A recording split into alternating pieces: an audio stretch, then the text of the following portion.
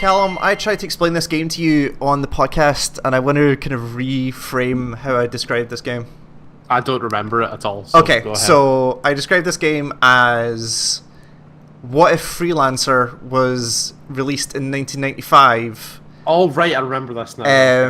But I would also like to add, what if the spaceship you were flying felt like a submarine, as opposed to a flashy spaceship that you've seen in every other game?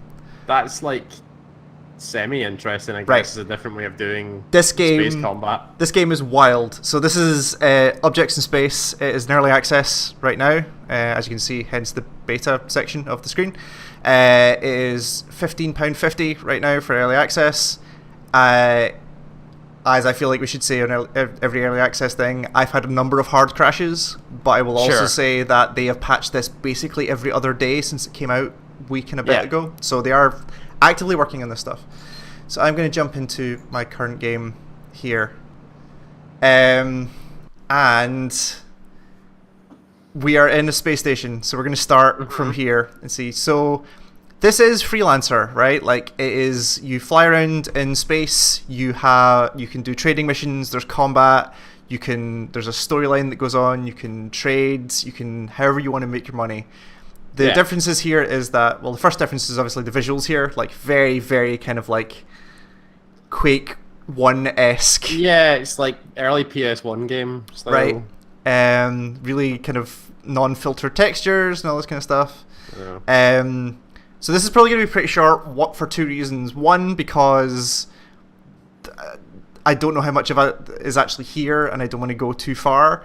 And also because I am 3 hours maybe put into this game, and there is stuff I do not yet understand about how it works. Right. So you're not also worried that it might crash at any moment. Also, this might crash at any point. So there might be some editing going on here, but I played through this section last night just to check, and it seems okay, but we'll see.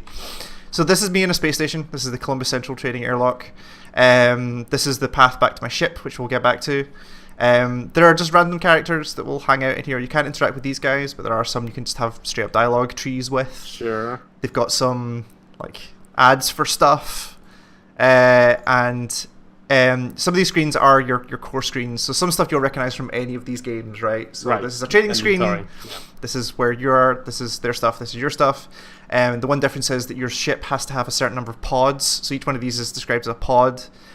To carry stuff, so it'll have like here's the amount of stuff it can hold. It's a cargo hold, I get it. Except that each of the pods can either be shielded or temperature controlled, which some cargo will need. The commerce screen, commerce thing, so you get a bunch of stuff in here. This is basically your money making stuff. So licenses are like each of the employers in the world you need to have a license to work for them. The licenses are not particularly expensive, but you need to have that license, and your license will be revoked, as I discovered later on. Okay. You do bad things? Not even just bad things, like just do not fulfill the contracts correctly. Like some of them are like, hey, you fucked up, but that's fine. Some of them are like, you are 30 minutes late, fuck your your license. Sure. There's that. Loans, if you need loans, straight up the way loans work. Contracts are your shipping contracts, so ship 21 of this thing to this place in 42 hours. And stuff like, do you need a jump drive? Do you need temperature controlled? Whatever. Sure. Passengers that need transported. This is not a lot of money, but they're less squirrely than like the temperature control stuff. And then bounties, which are just like, kill this dude. I will say I have not done any combat in this game yet, because one, because it terrifies me, and two, because I don't have any weaponry right now, and they have not taught me at any point how to do that. Mechanic will have, so there's two sections to this. Straight up repairs to your ship. So I had an accident in an asteroid field, so I'm very quickly just going to bring this stuff back. These are... Oh, Jesus, okay. So these are straight up components. These are not parts of your ship. These are parts for the parts for your ship. And I'll explain how you use these when I get onto my ship, but there's a lot here. And they all just like, they're not particularly named. They are literally like serial numbers, like HEMR1s, stuff like that. Then if I keep going through the station, I'm literally just hitting left and right to move through the station, by the way. Sure. Buy new ships. You can see how much you get for your ship. Trade that. Stuff's not particularly new. There's some stuff I haven't had to do yet. So and again, Like every medical. like every station is subtly different. Like the set of rooms is slightly different, and there's actually some variety in both the characters and who you see and the rooms that are in there. Yeah. There's like a subway train here. I have no idea what this is for yet. This has never been in order when I go through it, so I have no idea. Sure. So this is the ship. So I currently have. So if I pull up my PDA, which is here, It's really lo-fi PDA. lo-fi PDA. I really actually like. The lo-fi-ness of this really put me off at the start, but I've grown to actually really enjoy it. Yeah, you could get into it. So in terms of scale, I'll wait till I get on the ship to actually do this, but your map, your current cargo status, anyone you're currently talking to, your current tasks. So the green ones are contracts, the purple ones are more kind of story-based stuff. Yeah. And you can see, so for instance, early access game, here's how many hours I've got left to do this contract. Yeah. A lot of hours. Yep. And also just general setting stuff. So let's go fly ship. Because where am I going just to make sure? In the Tega system, I'm going to the Sterling Industrial Outpost in the Tega system. Okay, so first off, I need to request permission to undock, which you need to do because you get fined if you leave without requesting permission. Seems very like dangerous. Yes. So this is my ship, so I'm going to seal up my airlock so I can get my ship. And then I'm going to go through all the different rooms of this ship. This is my ship, and I'm going to go through all the different rooms. So Sure. This is my comms station. Each of these, I have no idea what this does yet. Oh god, there's a command line. Of course there is. It's a game that you like. Kind of. So I have no idea what this screen does here. Like I say, I have zero idea what this does. Your comms array, apparently. But like, I don't know what any of these buttons do. So we'll see. I can open this window though. That's cool. In here, I can look at my email and see all the email that I've got going on in here. Various. Is that you typing, or is that a sound effect in the game? It's a sound effect in the game, but it is me also like hitting the buttons. If I go here, I've got my power regulation station.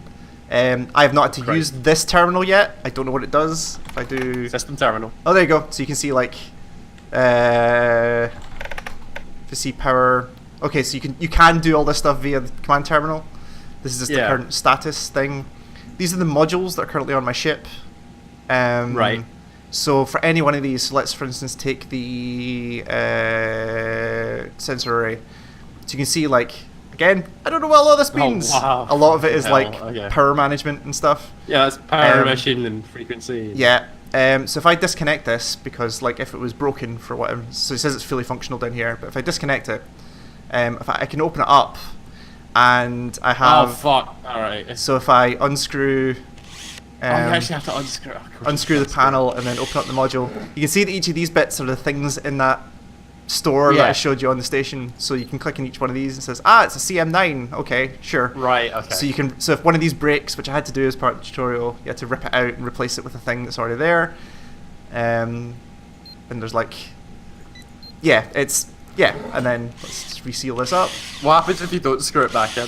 It won't let you put it back in the thing. Okay. And then let's just reconnect this, and then you can see that it powers up and everything's in there.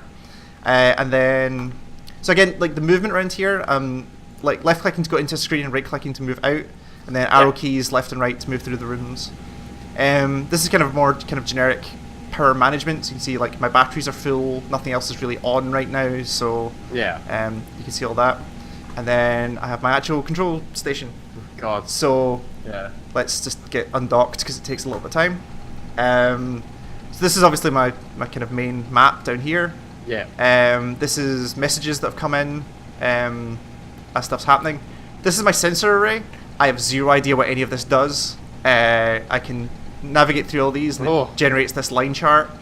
These are all other ships that are kind of within range right now. And where they're going, what their class is, their registration number, all this kind of stuff. Yeah, okay, sure. No idea what this chart does. I can switch on history or whatever hist is and link and do some stuff. Like I say, there's categories in here. Oh god, okay. No idea. So like I say, this is comms, so stuff comes in. I've got my music player, which I'll just very quickly switch something on. Because, you know, we need something.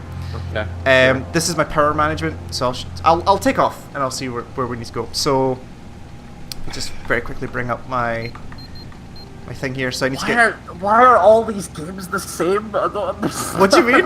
What part of this is Every similar? game that you bring to this fucking website, it's all command lines and goddamn... There's not a lot of command line stuff, honestly. Sure. Like, a lot of it is actually interacting with the controls. Like, the command lines, the only... This seems super, like, cool and unique for a space thing. Yeah, like, so we want to go to Sterling Industrial Outpost and the Tega system, so... It's just, of course, this would be the fucking space thing that you find. Of course, it So, would be. we're currently in the Leo system, so let's go out. Right. Tega system. There you go. Where we need to go, so let's set destination. So this bit here is the jump drive, particularly this control thing here. So what it says is, I'm currently in quadrant B. In order to make my jump, I need to go to the C quadrant. So, okay, let's do that. Let's get back in here. So you can see the quadrants down here. So this is the sun of the system. So I need to be down here, and I am currently this yellow dot over here. Right. So let's go down here. Let's just get somewhere over here. Plot course and engage. So you can see here. So do you actually fly the ship? So you can, right? So I can straight up WSAD this ship around. But you only see it in this screen. But this is the only this is the only view. This is the only view of this ship is through this screen. So it's not like Freelancer then. It's Freelancer and everything except visuals. Right. Okay. So you can see here, like it's got an arrow pointing the direction I'm going. This is your current vector, and it does observe like the laws of physics, right? Where you probably didn't hear it on the video, but I blasted my engines for a little bit, which got me going on this trajectory, and then switched my engines off. So as you can see, I'm not using any extra power right now. You'll just travel. So I'm just coasting. But at any point, I can switch off my what the hell is the system called? The ECS, RCS, which does all this and just manually pilot this thing. But like firing your engines, turning, doing all that kind of stuff uses energy. And if you run out of energy, you just stall for a while your energy reappears. So it's usually easier to just let the ECS right now handle all of that kind of stuff. You've got 14 new messages, it would appear. I don't, that's a bug. I've got 0. That's also a bug. What else we got up here? So up here I can straight up like burn my engines, do my rotations and stuff from here, change your drive power. I've got my IFF I can turn on and off, so you can pretend. What's an IFF? So that's like, I am friendly, I am hostile. You can... right. So a big part of this game, if you look at the Steam page for this, a big part of this game is stealth, actually. I haven't had to do much of it yet, but a lot of the systems in here are designed for you to like run silent, so you can escape like things trying to get you. Police or whatever. To the point where I can deactivate my IFF, and then this switch here just fucking switches on and off my reactor. Just like power everything off. So you can actually go into silent running. Yeah, completely silent. So this indicator here is how stealthy you are. So I'm currently in like I'm fully visible right now because I'm not doing anything particular. If you want to be really specific about your stealth, this button here activates MCON mode, which will basically switch off everything that's not required. Sure. So it'll power you down to as low as you can, but still allow you to move very slowly. And if you go in here, you can say which systems you want to be activated when you're in MCOM mode and which you don't. So you can customize that a little bit to be like, I do still need my sensors, but switch everything else off. That kind of stuff. So I'm just going to very quickly zoom out a little bit here. So you do have like some time compression stuff. So I can bump it to like 4 times time compression to get us where we are. So we're now in the right quadrant at least. So I'm just going to switch off time compression, go full stop, and you'll see my ship turn round to counteract momentum, and then you'll see it blast. You'll see it blast engines because this is the power I'm using. This is the power I have left. So, and all this stuff can be upgraded. Like I said, like I've got 2 batteries here. You can rip out batteries and put new batteries in to get more power and all this kind of stuff. So now in quadrant C, so I need to power up my jump drive. So I'll do that. So this spend percent. Yeah. So my other option for jumping is that if I go to here, I do have jump gates, which you could just dock with the jump gate and it will jump for you, and it'll cost you a little bit, or you can buy a jump drive and do this yourself from anywhere in the I quadrant. like how the screen shakes. Yeah, when it's, so like the whole thing kind of... It's powering up so much And you that can see- it's you can see- actually rattling your... Yeah, like, and there's noise of like the ship is shaking itself apart while I'm doing This this. has got a real Firefly vibe about it. Totally. Where it's like everything just feels like it's just hanging together. And Entirely. Yeah. I've also got my quarters over here quarters. as well. I can't do anything. I haven't found a reason to be here yet, but it's totally a thing you can do. The fire now that you've... Yes. Oh, so right. Actually, as you hold charge, it doesn't like... yeah, so it holds your charge. I need to calculate my solution. I'll just speed that up. So again, note. Oh, is that like your vector solution? or yeah. whatever, So note or- you can begin the jump before this is 100. Probably not a good idea, But you'll be off target. Yeah. you'll be off target. So let's do the jump. Let's. Look at the window. Oh. That doesn't actually change. I did exactly that last time. Oh, dude. Yeah. So the jump knocked out all my systems, so everything needs to reboot.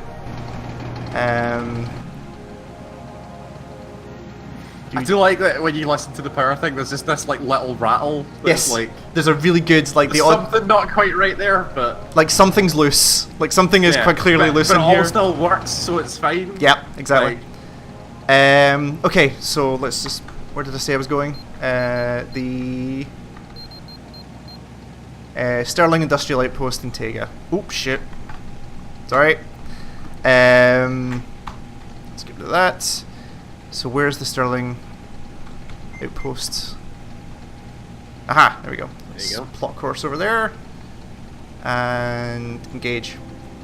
So let it realign itself. So all the blue ones are other ships that are going by. Yeah. So you can see like military. You'll see sometimes that some of the ships will have like a cone that points at your ship. You might have seen a couple of times. That's it scanning you.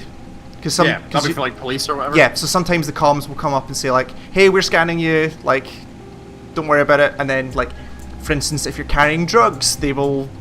So I get caught because I was flying without my IFF on because I turned it off by accident. Oh, So okay, they fined sure. me for that because, you know, because they fined They me for fined that. you for it. Yeah, they fined Okay. me some money for that. So in terms of like there is actually a story that leads up to this. Again, like early access, I don't know how much of that's actually going to persist. Yeah. But basically, what happened was you were a pilot.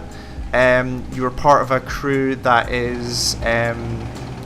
was jumping to like a star to colonize the first big human colony out a new star, and you make your jump, and you make your jump and you arrive and nobody else is there. You're like, what the fuck happened?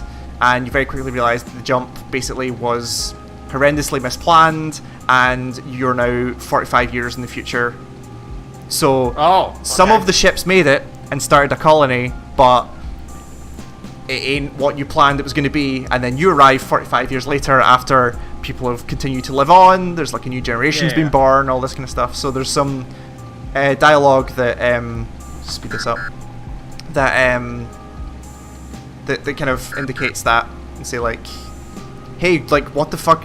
What are you? We've never seen this ship before. That kind of stuff. I think you just got fined again. Oh, you're traveling with your IFF off. Do not do this again. My IFF's on. Active. IFF on. You just. There we go. Just to make sure. I've had that happen a couple of times where it's like it's picked up stuff that is not. Oh, actually, you know what? I wonder if I don't have enough power for my IFF because my battery's sitting. Yeah. Potentially. Okay, so I'm gonna just hold on. Cancel. Go full stop. Just gonna. So you can see it. This is where it's. So that's your vector, and that's your that's face. that's you're currently facing. This is your current vector, so you'll see it burn to reduce that vector. So that says full stopped. I'm just gonna let my battery charge up before I move on. And we'll keep going. So yeah, like I said, there's a lot of stuff in here I have not been taught what to do with yet. The tutorial is actually pretty good. It's a pretty good mix of we're gonna let you figure this out and we're gonna hold your hand a little bit just to Sure. Yeah. so you learn very much by doing it, which is good in a game like this. Let's get to the ship. Let's just speed that up a bit. Oh, what did I get now? So it actually looks like my comms unit is a bit broken because I'm not getting full. Yeah, you're like dropping words and whatnot. Yeah, weird. So wait, that'll be my comm system,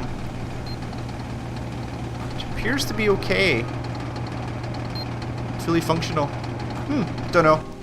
Maybe it's just a shit comm system. It's probably also a shit comm system. I got the ship basically for free, so yes, this is still the starting ship as well. So Yeah. so there's other stuff in there again to do with stealth, where you can see like there's anomalies. So like if you burn yourself into an anomaly, it becomes more difficult for you to see, be seen. Sorry. So we had a hard crash, like I said, early access. But I have now Despite not even an error message or anything. no, just hard crash. But I've now docked with the station we were about to go to anyway. So let's get out here. Let's reopen my. Let's go see the ship. Oh, awesome! I was hoping he was here when I did this yesterday. That's fine. So very quickly, let's go fulfill our contract.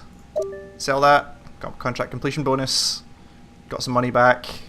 So like I said, like this is a very different looking station. Lots of people hanging out with. Like a rigging or whatever. Yeah. I really like their fake ads. Their fake ads are pretty good. Yeah. Okay. So on top of all of that kind of stuff, all the stuff that we've seen so far, you also just have straight up like story characters that will randomly appear. So. Speaking Norwegian. Yeah. So the other thing as well is like because these are all people from Earth, they all went out to go colonize a distant galaxy. It'll just say like, "Hey, this guy's speaking Vietnamese" and stuff like that, which is pretty good. Universal translation is awesome. So yes, I am heading to Leo. That's where I'm coming.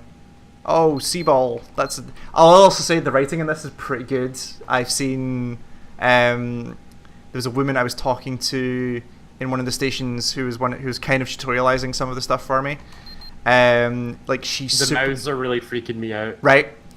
That's really creepy. Very old style mouths. But it's the weird like polygonal PS1 faces with what looks like a 2-frame JPEG for the mouth that just opens and closes. They're just changing. It's just not changing texture. Do you remember when old games looked like this? Like, do you remember when this is what video games looked like? I remember when they like this is like Metal Gear 1 era where they didn't even have that. They just had the heads bob when they talked. Oh yeah, they couldn't have of course, of course. But yeah, so like I met a woman in one of the stations who was like she's super into like the history of these terminals and was talking about how like no, like the new ones are not as good as the old ones. Like I'm part of a group that really like we try and categorize all like super nerdy shit, and the dialogue was very much like you can either be like this is the nerdiest shit I've ever seen, go away from me, or be like no, like live your dream, like go do your stuff. Like the writing is actually genuinely pretty good in this so far. Sure. So that's kind of it. So that guy that was there, like he wants to go be a Seaball player, which is some future sport they appear to be playing. Space sport. And he's just like, hey, can you ship me to wherever you're going? So you can take him to Leo and do your stuff. If we go back to the map just very quickly, where are you? So in here, like this is not a small world either. Like there's a lot of stuff going on here, and a lot of stuff that isn't even really named. A lot of systems. So like I've got a story quest right now, which is meet this guy in Galileo. So he was one of the other ship pilots that jumped with us, that obviously arrived way before I did. But he's in Galileo, which is in where are you? Cluster. Galileo's like down here somewhere. Sure. So, and that the purple ring you saw is the range of my jump drive right now, so I'm going to need to do some work to get there. Yeah, that's kind of this game so far. Cool thing, yeah. Like I said, I haven't done any combat yet. From what I've read on Steam and from around the place, the combat is a lot more like submarine game combat or submarine combat, where it's like you have to kind of like work like out filling out positions, kind of like where people are going, and Yeah. you're launching torpedoes and that kind of stuff. It could be super interesting, and like I said, they are continually updating this thing like a That's lot. good. Yeah. To fix issues that they can see. But yeah, so this Objects in Space, it's in What a early weird access thing. right now. It's well worth having a look at, I think. Yeah. If you like this kind of stuff, it's like none of these games I've played before, and there's something here that I need to put some more time into this. Yeah, Yeah. that's fair. So thanks, Cal. Thanks, Ian.